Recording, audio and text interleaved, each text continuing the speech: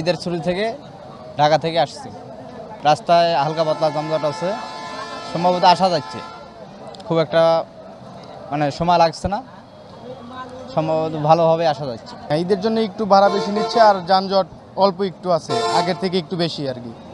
ঈদের জন্য যানজট ওই পাশ থেকে সেতুর ওই পাশে একটু যানজট বেশি আছে আর কি। আজকেই ছুটি পেয়েছি এবং প্রথম থেকে ফার্স্ট ট্রিপে আমরা চলে এসেছি এবং ভাড়া তেমন একটা বেশি নেয় নাই এবং রাস্তা মোটামুটি ভালোই দেখলাম, পুলিশ মোতায়েন আছে।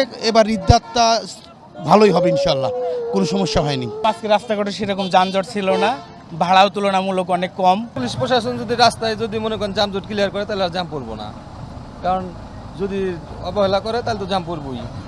কারণ আজকে যেরকম আছে এরকম যদি থাকে তাহলে তো জাম পড়ার কোনো প্রশ্ন আসে না। এখনও তো পুরো ছুটি হয় নাই, গাড়ি ঘোড়া এখন খুব কম, রাস্তায় গাড়ি কম, তেল কম দিতেছে সব জায়গায়, এনেকে রাস্তায় গাড়ি কম, সেই জন্য যানজটে কিছু বোঝা যেতেছে না। যানজট এখনো পাইনি।